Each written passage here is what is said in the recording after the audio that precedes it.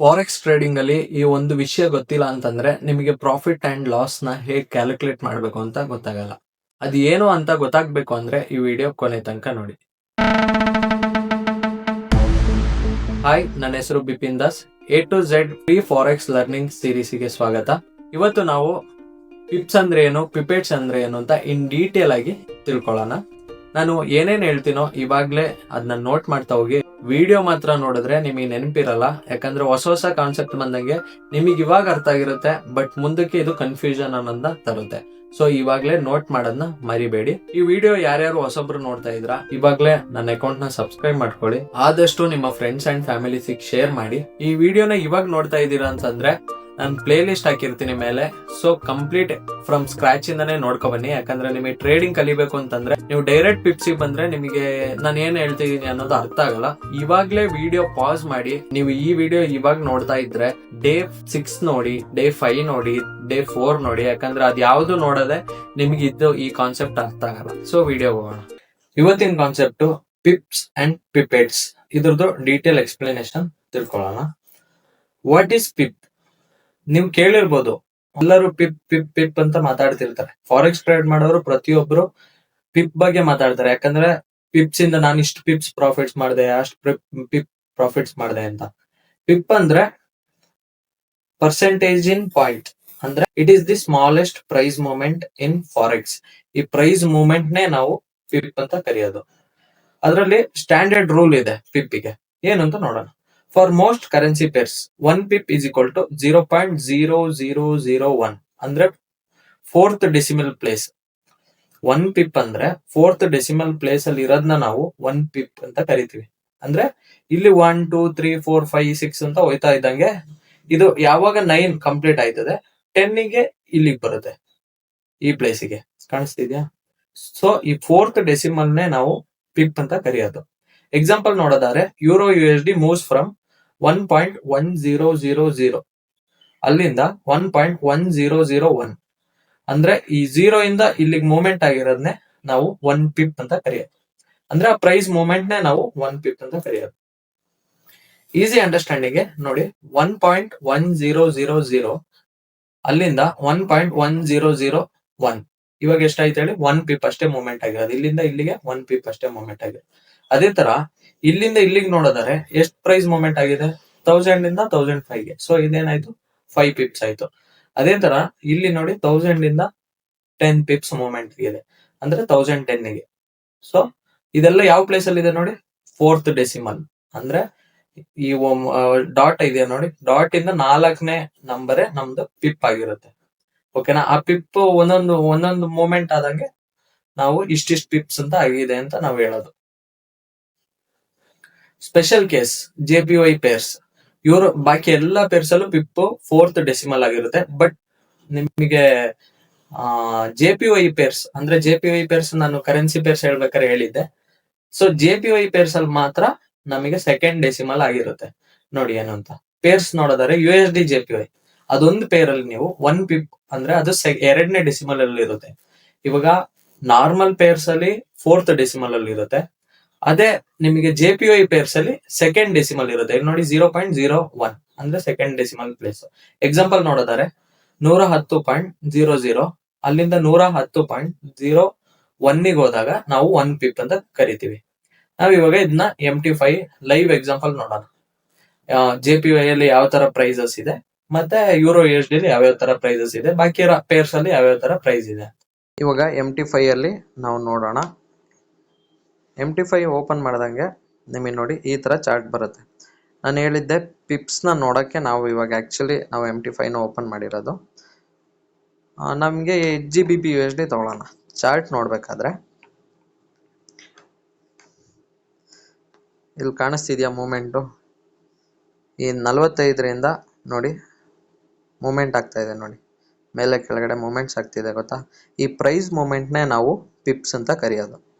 ಇಲ್ಲಿ actually 4 decimal ಅಲ್ಲ 5 decimal ಇದೆ. 5 ಡೆಸಿಮಲ್ ಇದೆ ಅಂತಂದ್ರೆ ನಾವು ಪಿಪೆಟ್ನು ನೋಡ್ತಾ ಇದ್ವಿ. ಈ ಲಾಸ್ಟ್ 3 2 1 ಈ ರೆಡ್ ಲೈನ್ ಅಲ್ಲಿ ಕಾಣಿಸ್ತಿದೆ ನೋಡಿ 3 2, ಇದನ್ನ ಪಿಪೆಟ್ ಅಂತೀವಿ. ಅದೇ ತರ ಅದ್ರ ಪಕ್ಕದಲ್ಲಿ ಇದೆ ನೋಡಿ 5 5 6, ಇವಾಗ ನೋಡಿ 6 ಗೆ ಹೋಗುತ್ತೆ. 6 ಅನ್ನೋದು ಪಿಪ್ಸ್ ಆಗಿರುತ್ತೆ. ಓಕೆನಾ? ಅದೇ ತರ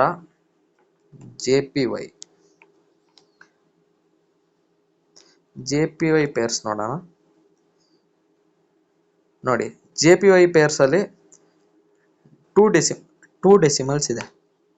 ಓಕೆನಾ, ಇಲ್ಲಿ ನೋಡ್ತಾ ಇರ್ಬೋದು 396 ಮೂಮೆಂಟ್ ಆಗ್ತಿದೆ ನೋಡಿ. ಅದರಲ್ಲಿ ಆ 9 ಅನ್ನೋದು ಪಿಪ್, ಲಾಸ್ಟ್ ಸಂಖ್ಯೆನ ನಾವು ಪಿಪೇಟ್ ಅಂತ ಕರಿತೀವಿ. 3ನೇ ಡೆಸಿಮಲ್ನ ನಾವು ಪಿಪೇಟ್ ಅಂತ ಕರಿತೀವಿ JPY ಪೇರ್ಸಲ್ಲಿ ಮಾತ್ರ. ನಿಮಗೆ JPY ಇದು ಯಾವ್ದು ಬೇಕಾದ್ರೆ ನೋಡ್ಬೋದು. ಇಲ್ಲಿ ಸರ್ಚ್ ಮಾಡಿ JPY ಅಂತ ಹೊಡೆದ್ರೆ ಇಲ್ಲಿ ನೋಡಿ ಇಷ್ಟು JPY ಪೇರ್ಸಲ್ಲೂ ನಿಮಗೆ ಇಲ್ಲಿ ಕಾಣಿಸ್ತಿರ್ಬೋದಾ, CAD JPY, CHF JPY, euro JPY, GBP JPY, ಇದೆಲ್ಲದರಲ್ಲೂ ಡೆಸಿಮಲ್ 2 ಆಗಿರುತ್ತೆ. ಅಂದರೆ ಪಾಯಿಂಟಿಂದ 2ನೇ ಡೆಸಿಮಲ್ ಇದ್ದರೆ ಅದನ್ನ ನಾವು JPY ಪೇರ್ಸ್ ಅಂತ ಕರಿತೀವಿ. ಅಲ್ಲಿ ನಾವು ಜಸ್ಟ್ 2 ಪಾಯಿಂಟ್ಸಲ್ಲೇ ನಾವು ಪಿಪ್ಸ್ನ ಹೇಳ್ತೀವಿ. ಅದೇ ನೀವು ನಾರ್ಮಲ್ ಪೇರ್ಸ್ ನೋಡ್ಬೋದು. ಇವಾಗ ಇಲ್ಲಿರೋದೆಲ್ಲ ನಾರ್ಮಲ್ ಪೇರ್ಸೇ. USD CHF, GBP USD, AUD USD ಇದೆಲ್ಲ ನಾರ್ಮಲ್ ಪೇರ್ಸು. ಇಲ್ಲೆಲ್ಲ ನೋಡಿ ಡೆಸಿಮಲ್ಲು 5 ಡೆಸಿಮಲ್ ಇದೆ. 5 ಡೆಸಿಮಲ್ ಇದ್ರೆ ಪಿಪೆಟು, 4 ಡೆಸಿಮಲ್ ಇದ್ರೆ ಪಿಪ್. ಇದು ಪಿಪೆಟು ಸೇರ್ಸ್ ಹೇಳ್ತಿರೋದು. ಇಲ್ಲಿ ನೋಡಿ ಇಷ್ಟು ಗ್ಯಾಪ್ ಕಾಣಿಸ್ತಿದೆಯಲ್ಲ, ಇಲ್ಲಿ ರೆಡ್ ಮತ್ತೆ ಗ್ರೀನ್, ಇದಕ್ಕೆ ನಾವು ಕರೆಯೋದು ಸ್ಪ್ರೆಡ್ ಅಂತ. ಓಕೆನಾ, ಇವಾಗ ಲೈವ್ ಮಾರ್ಕೆಟ್ ನಡೀತಾ ಇದೆ. ಅರ್ಥ ಆಯ್ತಲ್ಲ? ಇದು ಟೈಪ್ಸ್ ಆಫ್ ಪಿಪ್ ಆಗ್ಬೇಕು, ಬಟ್ ಅದು ಸ್ಪ್ರೆಡ್ ಆಗಿದೆ. ಆಕ್ಚುಲಿ ಅದು ಕರೆಕ್ಷನ್ ಮಾಡ್ಕೊಳ್ಳಿ ನೀವು. ಪಿಪೆಟ್ ಪಿಪ್ ಅಲ್ಲಿ ಇರೋ ಒಂದು ಟೈಪ್ಸೇ ಪಿಪೆಟ್ ಅಂತ ಕರಿತೀವಿ. ಪಿಪೆಟ್ ಅಂದ್ರೆ ಹತ್ತರದ್ದು ಒಂದು ಭಾಗ. ಅಂದ್ರೆ ಇವಾಗ 1 ಪಿಪ್ ಆಗ್ಬೇಕು ಅಂದ್ರೆ 10 ಪಿಪೆಟ್ ಆಗಿರ್ಬೇಕು. ಇವಾಗ ನೀವು ನೋಡಿದ್ರಿ 4th ಡೆಸಿಮಲ್ ಪಿಪ್ ಅಂತ. ಆ ಪಿಪ್ 1 ಪಾಯಿಂಟ್ ಮೂಮೆಂಟ್ ಆಗ್ಬೇಕು ಅಂದ್ರೆ 10 ಪಿಪೆಟ್ ಆಗ್ಬೇಕು. ಇವಾಗ 1 ನಿಮಿಷ ಆಗ್ಬೇಕು ಅಂದ್ರೆ, ಎಕ್ಸಾಂಪಲ್ ಸಿಂಪಲ್ ಆಗಿ ಹೇಳ್ತೀನಿ ನೋಡಿ, 1 ನಿಮಿಷ ಆಗ್ಬೇಕು ಅಂದ್ರೆ ಎಷ್ಟು ಸೆಕೆಂಡ್ಸ್ ಆಗ್ಬೇಕು ಹೇಳಿ? 60 ಸೆಕೆಂಡ್ಸ್ ಆಗ್ಬೇಕು. ಅದೇ ತರ 1 ಪಿಪ್ ಆಗ್ಬೇಕು ಅಂದ್ರೆ 10 ಪಿಪೆಟ್ ಆಗಿರ್ಬೇಕು. Okay, it is the extra decimal digit 5th place. ಅಂದ್ರೆ ಪಿಪ್ ಅನ್ನೋದು ನಿಮಗೆ 4th ಡೆಸಿಮಲ್ ಪ್ಲೇಸ್ ಅಲ್ಲಿ ಇರುತ್ತೆ, ಇದು 5th ಪ್ಲೇಸ್ ಅಲ್ಲಿ ಇರುತ್ತೆ. ಯಾಕಂದ್ರೆ ಇವಾಗ ನಿಮಗೂ ಗೊತ್ತು, ಸೆಕೆಂಡ್ಸ್ ಫಸ್ಟ್, ಅದಾದ್ಮೇಲೆ ಮಿನಿಟ್ಸ್ ಆದ್ಮೇಲೆ ಅವರ್ಸ್ ಆದ್ಮೇಲೆ ಡೇ, ಈ ತರ ತಾನೆ ಬ್ಯಾಕ್ ಇಂದ ತಾನೆ ಬರುತ್ತೆ. ಅದೇ ತರ ಪಿಪೇಟ್ಸ್ ಆದ್ಮೇಲೆ ಪಿಪ್. ಓಕೆ, ಫಸ್ಟ್ ಪಿಪೇಟ್ಸ್ ಬರುತ್ತೆ, ಅಂದ್ರೆ ಅದು 5th ಡೆಸಿಮಲ್ ಆಗಿರುತ್ತೆ, ಇದು 4th ಡೆಸಿಮಲ್. ಕೆಲವೊಂದು ಬ್ರೋಕರ್ಸ್ ಗಳಲ್ಲಿ ನಿಮಗೆ ಪಿಪ್ ಮಾತ್ರ ತೋರಿಸ್ತಿರ್ತಾರೆ, ಪಿಪೇಟ್ ತೋರಿಸಲ್ಲ. ಕೆಲವೊಂದು ಬ್ರೋಕರ್ಸ್ ಅಲ್ಲಿ ಪಿಪೇಟು ತೋರಿಸ್ತಾರೆ. ಓಕೆನಾ, ಎಕ್ಸಾಂಪಲ್ ನೋಡೋದಾದ್ರೆ 1.1000 4 0 ಇದ್ರೆ ಅದು ಪಿಪ್ ಆಗೋದು. ಇಲ್ಲಿ 5 0 ಇದೆ, ನೋಡ್ತಿದ್ರಾ?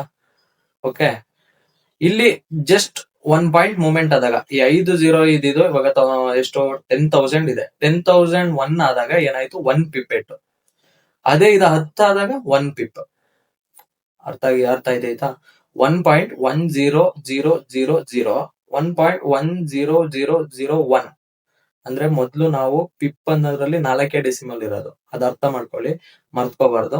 ಪಿಪ್ ಅಲ್ಲಿ 4 ಡೆಸಿಮಲ್ ಇರೋದು, ಪಿಪೆಟ್ ಅಲ್ಲಿ 5 ಡೆಸಿಮಲ್. ಇಲ್ಲಿ 5 ಡೆಸಿಮಲ್ ಇದೆಯಾ? ಪಾಯಿಂಟ್ ಆದ್ಮೇಲೆ 1 2 3 4 5 ಡೆಸಿಮಲ್ ಇದೆ. ಅಲ್ಲಿಂದ 1 ಪಾಯಿಂಟ್ ಮೂವ್ಮೆಂಟ್ ಆಗಿದೆ ಅಂದ್ರೆ ಜಸ್ಟ್ ಅದು 1 ಪಿಪೆಟ್ ಅಷ್ಟೇ. ಇಲ್ಲಿ ನೋಡಿ ಸೆಕೆಂಡ್ ಎಕ್ಸಾಂಪಲ್ ನೋಡಿ, 1.10000 ಈ 5 ಡೆಸಿಮಲ್ ಇದೆ, ಅಲ್ಲಿಂದ 110 ಆದಾಗ ಮಾತ್ರ ನಿಮಗೆ 1 ಪಿಪ್ ಆಗಿರೋದು. ಅಂದ್ರೆ 10 ಪಿಪೆಟ್ ಆದಾಗ ಮಾತ್ರ ನಿಮಗೆ 1 ಪಿಪ್ ಆಗೋದು. ಫುಲ್ ವಿಜುವಲ್ ನೋಡ್ಬೇಕಾದ್ರೆ ಇವಾಗ ಪ್ರೈಸ್ ನೋಡಿ 1.10025 ಇದೆ. ಇದರಲ್ಲಿ 1.1002 ಅನ್ನೋದೇನು? Pip level. 2 ಅನ್ನೋದು ಪಿಪ್, ಈ 5 ಅನ್ನೋದೇನು? Pipette level. ಅದು ಲಾಸ್ಟ್ ಡಿಜಿಟ್ ನೇ ನಾವು ಪಿಪೆಟ್ ಅಂತ ಕರೆಯೋದು. ಈ ಲಾಸ್ಟ್ ಡಿಜಿಟ್ ನ ಕೆಲವೊಂದ್ ಟೈಮ್ ಅದು 4 ಡೆಸಿಮಲ್ಸ್ ಇರುತ್ತೆ, ಕೆಲವೊಂದ್ ಬ್ರೋಕರ್ಸ್ ಅಲ್ಲಿ 5 ಡೆಸಿಮಲ್ ಇರುತ್ತೆ. 5 ಇದ್ದಾಗ ನೀವು 25 ಪಿಪ್ ಅಂತ ಹೇಳಂಗಿಲ್ಲ. ಓಕೆನಾ, 2 ಪಿಪ್ ಅಷ್ಟೇ. ಅದು 2 ಪಿಪ್ 5 ಪಿಪೆಟ್ ಅಂತ. ಓಕೆ, ಆಮೇಲೆ why pips are important. Pips ಯಾಕೆ ಇಂಪಾರ್ಟೆಂಟ್ ಅಂತ ನಾವು ತಿಳ್ಕೊಳ್ಳೋಣ. Profit and loss is calculated in pips. ನೀವು ನೋಡಿರ್ಬೋದು, ಎಲ್ಲಾ ಟ್ರೇಡರ್ಸ್ ನನಗೆ ಇವತ್ತು ಇಷ್ಟು ಪಿಪ್ಸ್ ಕ್ಯಾಪ್ಚರ್ ಆಯ್ತು, ನನಗೆ ಇಷ್ಟು ಪಿಪ್ಸ್ ಮೂವ್ಮೆಂಟ್ ಆಯ್ತು, ನಾನು ಇಷ್ಟು ಪಿಪ್ಸ್ ನ ಪ್ರಾಫಿಟ್ ಮಾಡಿದೆ ಅಂತ ಮಾತಾಡ್ತಿರ್ತಾರೆ. ನೀವು ಕೇಳಿರ್ಬೋದು. ಇನ್ ಮುಂದೆನಾದ್ರೂ ನೀವು ಕೇಳ್ತೀರಾ, ನೀವು ಯಾವ್ದೇ ಟ್ರೇಡರ್ ವಿಡಿಯೋಸ್ ನೋಡೋದಾದ್ರೂ ನಾನು ಇಷ್ಟು ಪಿಪ್ಸ್ ಕ್ಯಾಪ್ಚರ್ ಮಾಡಿದೆ, ಪಿಪ್ಸ್ ಅಂದಾಗ ನಿಮಗೆ ಅರ್ಥ ಆಗುತ್ತೆ. ಓಕೆನಾ, ಇಲ್ಲಿ ನೋಡೋದಾದ್ರೆ ಯು ಗೈನ್ 20 ಪಿಪ್ಸ್ ಅಂದ್ರೆ 20 ಪಿಪ್ಸ್ ನೀವೇನಾದ್ರೂ ಗೈನ್ ಮಾಡಿದ್ರೆ ಅದನ್ನ ನಾವು ಪ್ರಾಫಿಟ್ ಅಂತ ಕರಿತೀವಿ. 20 ಪಿಪ್ಸ್ ಪ್ರಾಫಿಟ್ ಅಂತ. ಯು ಲೂಸ್ 10 ಪಿಪ್ಸ್ ಅಂದ್ರೆ ನೀವೇನಾದ್ರೂ 10 ಪಿಪ್ಸ್ ನ ಲಾಸ್ ಮಾಡ್ಕೊಂಡ್ರೆ ನಾವು ಅದನ್ನ ಲಾಸ್ ಅಂತ ಕನ್ಸಿಡರ್ ಮಾಡ್ತೀವಿ. 10 ಪಿಪ್ಸ್ ಲಾಸ್ ಆಯ್ತು ಅಂತ ಹೇಳ್ತೀವಿ. ಓಕೆನಾ. ರಿಯಲ್ ಟ್ರೇಡಿಂಗ್ ಎಕ್ಸಾಂಪಲ್ ಇಲ್ಲಿ ನೋಡಿದರೆ ಯು ಬೈ ಯೂರೋ USD ಎಟ್ 1.1000, ಅಂದ್ರೆ ಇಲ್ಲಿ 4 ಡೆಸಿಮಲ್ ಇರೋದು ನೋಡಿ. 1.1000 ಪ್ರೈಸ್ ಗೋಸ್ ಟು 1.1010, ಅಂದ್ರೆ ಪ್ರಾಫಿಟ್ ಏನಾಯ್ತು ನಮಗೆ 10 ಪಿಪ್ಸ್ ಆಯ್ತು. ಇಲ್ಲಿಂದ ಇಲ್ಲಿಗೆ 10 ಪಿಪ್ಸ್ ಮೂವ್ಮೆಂಟ್ ಆಗಿದೆ. ಇಲ್ಲಿ ಪಿಪೆಟ್ ಅನ್ನೋದಿಲ್ಲ. ಪಿಪೆಟ್ ಇದ್ದಿದ್ರೆ ಇದು ಯಾವ ಪ್ಲೇಸ್ ಅಲ್ಲಿ ಇರೋದು? ಡೆಸಿಮಲ್ ಪ್ಲೇಸ್ ಅಲ್ಲಿ ಇರೋದು, ಅಲ್ಲ 5ನೇ ಡೆಸಿಮಲ್ ಅಲ್ಲಿ ಇರೋದು. ಬಿಗಿನರ್ಸ್ ಮಿಸ್ಟೇಕ್ಸ್, ಇಲ್ಲಿ ಬಿಗಿನರ್ಸ್ ಏನೇನ್ ಮಿಸ್ಟೇಕ್ಸ್ ಮಾಡ್ಕೋತಾರೆ ಅಂತ ತಿಳ್ಕೊಳ್ಳೋಣ.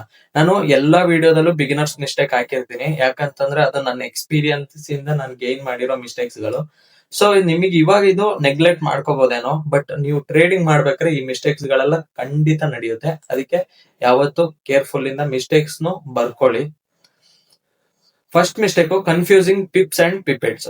ಎಲ್ಲರಿಗೂ ಇದು ಸ್ಟಾರ್ಟಿಂಗ್ ಅಲ್ಲಿ ಕನ್ಫ್ಯೂಸ್ ಆಗುತ್ತೆ. ಇದ್ರ ಬಗ್ಗೆ ಅಷ್ಟು ತಲೆ ಕೆಡಿಸ್ಕೊಳ್ಳೋ ಅವಶ್ಯಕತೆ ಇಲ್ಲ. ಜಸ್ಟ್ ಪ್ರೈಸ್ ಮೂವ್ಮೆಂಟ್ ನೋಡಿ, ಅವಾಗ ನಿಮಗೆ ಅರ್ಥ ಆಗುತ್ತೆ. Not counting decimal properly. Decimal simple ಆಗಿ ಯಾರು ಬಿಗಿನರ್ಸ್ ಆದವರು ಡೆಸಿಮಲ್ ನ ಕ್ಯಾಲ್ಕುಲೇಟ್ ಮಾಡಲ್ಲ. ಯಾಕಂತಂದ್ರೆ ಅವರು ಜಸ್ಟ್ ಇಷ್ಟು ಪಿಪ್ಸ್ ಮೂವ್ಮೆಂಟ್ ಆಯ್ತು, ಇಷ್ಟು ಪಿಪ್ಸ್ ಮೂವ್ಮೆಂಟ್ ಆಯ್ತು ಅಂತ ಅಂತಿರ್ತಾರೆ. ಬಟ್ ಅಲ್ಲಿ ಡೆಸಿಮಲ್ ನ ಕ್ಯಾಲ್ಕುಲೇಟ್ ಮಾಡಿದಾಗ ಇವಾಗ 20 ಪಿಪ್ಸ್ ಮೂವ್ಮೆಂಟ್ ಆಗಿರ್ಬೋದು, 5 ಪಿಪೆಟ್ ಇರ್ಬೋದು. ಅವಾಗ ನೀವೇನ್ ಮಾಡ್ತೀರಾ? 25 ಅಂತ ಹೇಳಂಗಿಲ್ಲ. 20 ಪಿಪೆಟ್ 5 ಅಲ್ಲ, 20 ಪಿಪ್ಸ್ 5 ಪಿಪೆಟ್ ಅಂತ ಹೇಳ್ಬೇಕು. ಮತ್ತೆ ಇಗ್ನೋರಿಂಗ್ JPY ಪೇರ್ಸ್. ನಾನು ಹೇಳಿದ್ದೆ JPY ಅಲ್ಲಿ ಸೆಕೆಂಡ್ ಡೆಸಿಮಲ್ ಅಲ್ಲಿ ಇರುತ್ತೆ, ಬಾಕಿ ಎಲ್ಲಾ ಪೇರ್ಸ್ ಅಲ್ಲೂ 4th ಡೆಸಿಮಲ್ ಅಲ್ಲಿ ಪಿಪ್ ಅನ್ನೋದಿರುತ್ತೆ. ಬಟ್ JPY ಅಲ್ಲಿ ಮಾತ್ರ ಸೆಕೆಂಡ್ ಡೆಸಿಮಲ್ ಪಾಯಿಂಟ್ ಅಲ್ಲಿ ನಮಗೆ ಪಿಪ್ ಅನ್ನೋದಿರುತ್ತೆ. ಸೊ ನಿಮಗೆ ಕನ್ಫ್ಯೂಷನ್ ಆಗ್ಬೋದು. ಕನ್ಫ್ಯೂಷನ್ ಮಾಡ್ಕೊಳ್ಳೋ ಅವಶ್ಯಕತೆ ಇಲ್ಲ. JPY ಒಂದು ನೆನ್ಪಿಟ್ಕೊಳ್ಳಿ, ಇಲ್ಲ ಎಲ್ಲಾದ್ರೂ ಒಂದು ನೋಟ್ ಮಾಡ್ಕೊಳ್ಳಿ. ನೆಕ್ಸ್ಟ್ ಬರ್ತಾ ನಿಮಗೆ ಅರ್ಥ ಆಗುತ್ತೆ. One line memory. ಇವತ್ತು ನಾವು ಏನೇನ್ ಕಲ್ತು ಅಂತಂದ್ರೆ, ಸಿಂಪಲ್ ಆಗಿ ಹೇಳೋದಾದ್ರೆ ಪಿಪ್ ಅಂದ್ರೆ ಏನು? Main movement. ಪಿಪ್ ಅನ್ನೋದು ಮೇನ್ ಮೂವ್ಮೆಂಟ್, ಪಿಪೆಟ್ ಅನ್ನೋದು ಸ್ಮಾಲ್ ಫ್ರಾಕ್ಷನ್. ನಿಮಗೆ ಪಿಪ್ ಅನ್ನೋದು 4th ಡೆಸಿಮಲ್ ಅಲ್ಲಿ ಇರುತ್ತೆ, ಪಿಪೆಟ್ ಅನ್ನೋದು 5th ಡೆಸಿಮಲ್ ಅಲ್ಲಿ ಇರುತ್ತೆ, JPY ಅಲ್ಲಿ ಸೆಕೆಂಡ್ ಡೆಸಿಮಲ್ ಅಲ್ಲಿ ಇರುತ್ತೆ. ಅದಷ್ಟು ಅರ್ಥ ಮಾಡ್ಕೊಂಡ್ರೆ ಸಾಕು. ಒಂದು ಪಿಪ್ ಆಗ್ಬೇಕು ಅಂದ್ರೆ 10 ಪಿಪೆಟ್ ಆಗ್ಬೇಕು. ಓಕೆನಾ. Next pro tip. ಏನಿದ್ರಲ್ಲಿ ಪ್ರೋ ಟಿಪ್ ಅಂತ ನೋಡೋಣ. Always check 4 decimal normal pairs. ಅಂದ್ರೆ 4 ಡೆಸಿಮಲ್ ಇದೆ ಅಂತಂದ್ರೆ ಅದು ನಾರ್ಮಲ್ ಪೇರ್ಸ್ ಆಗಿರುತ್ತೆ. ಅದೇ 2 ಡೆಸಿಮಲ್ ಇದೆ ಅಂತಂದ್ರೆ JPY ಪೇರ್ಸ್ ಆಗಿರುತ್ತೆ. ಅದು ಜ್ಞಾನದಲ್ಲಿ ಇಟ್ಕೊಳ್ಳಿ. Next final understanding. ಇವತ್ತು ನಾವು ಏನೇನು ಅರ್ಥ ಮಾಡ್ಕೊಂಡ ಅಂತಂದ್ರೆ, ಒಂದು pip standard movement unit, pipette ಅಂದ್ರೆ ಏನು ಅಂತ ಅರ್ಥ ಮಾಡ್ಕೊಂಡು, ಸ್ಮಾಲರ್ ಪ್ರಿಸಿಷನ್ ಯೂನಿಟ್, ಮತ್ತೆ use to measure profit and loss. ಈ ಪಿಪ್ ಏನಕ್ಕೆ ಯೂಸ್ ಮಾಡೋದು ಅಂತ ನಾನು ನಿಮಗೆ ಹೇಳಿದೆ. ಪ್ರಾಫಿಟ್ ನ ಮತ್ತೆ ಲಾಸ್ ನ ಮೆಜರ್ ಮಾಡಕ್ಕೆ ನಾವು ಪಿಪ್ ಅಂಡ್ ಪಿಪೆಟ್ ನ ಯೂಸ್ ಮಾಡ್ತೀವಿ. ನಾನು ಯಾವತ್ತೂ ಹೇಳಂಗೆ, I will teach everything free, but success depends on your discipline. ನಾನು ಎಷ್ಟೇ ಫ್ರೀ ಆಗಿ ಹೇಳ್ಕೊಟ್ರು, ನೀವು ಇದಕ್ಕೆ ಎಷ್ಟು ಡೆಡಿಕೇಶನ್ ಕೊಡ್ತೀರೋ ಅದರಿಂದ ನೀವು ಪ್ರಾಫಿಟೇಬಲ್ ಅನ್ನೋದಾಗ್ತೀರಾ. ಮತ್ತೆ ನಾನು ಏನೇನ್ ಹೇಳ್ತೀನೋ ಅದನ್ನ ನೋಟ್ ಮಾಡಕ್ಕಂತೂ ಮರಿಬೇಡಿ. ಈ ವಿಡಿಯೋ ಇಲ್ಲಿ ಗಂಟ ಯಾರು ನೋಡಿದೀರಾ, Day 7 ಕಂಪ್ಲೀಟೆಡ್ ಅಂತ ಮೆಸೇಜ್ ಹಾಕಿ. ಓಕೆನಾ. ಇದರಿಂದ 4 ಜನಕ್ಕೆ ಸಜೆಸ್ಟ್ ಆಗುತ್ತೆ. ಹಾಗೆ ಈ ಹೊಸ ವಿಡಿಯೋ ಯಾರ್ಯಾರು ನೋಡ್ತೀರಾ ನೀವು ಸಹ ಕಮೆಂಟ್ ಮಾಡಿ. ಸೊ ನನಗೆ ಗೊತ್ತಾಗುತ್ತೆ ಯಾರ್ಯಾರು ಕಲಿತಿದ್ದೀರಾ ಅಂತ. ಮತ್ತೆ ನೀವೇನಾದ್ರು ಹೊಸೊಬ್ರಾಗಿ ಈ ಚಾನಲ್ ನ ನೋಡ್ತಿದ್ರೆ, ನಿಮ್ಗೆ ಏನಾದ್ರು ಡೌಟ್ಸ್ ಏನಾದ್ರು ಕೇಳಂಗಿದ್ರೆ, ನಾನು ಡಿಸ್ಕ್ರಿಪ್ಷನ್ ಅಲ್ಲಿ ನನ್ನ ವಾಟ್ಸ್ಆಪ್ ಕಮ್ಯುನಿಟಿ ಲಿಂಕ್ ಹಾಕಿರ್ತೀನಿ. ಇವಾಗ್ಲೇ ಹೋಗಿ ಜಾಯಿನ್ ಆಗಿ. ಓಕೆನಾ. ಸೊ ಯಾರ್ಯಾರು ಈ ವಿಡಿಯೋ ಇಲ್ಲಿ ಗಂಟ ಕಂಪ್ಲೀಟ್ ಮಾಡಿರಿ, ಎಲ್ರು ನನ್ನ ಅಕೌಂಟ್ ನ ಸಬ್ಸ್ಕ್ರೈಬ್ ಮಾಡ್ಕೊಳ್ಳಿ. ಇದೇ ರೀತಿ ಟ್ರೇಡಿಂಗ್ ನ ಕಲಿತಾ ಹೋಗೋಣ. Thank you.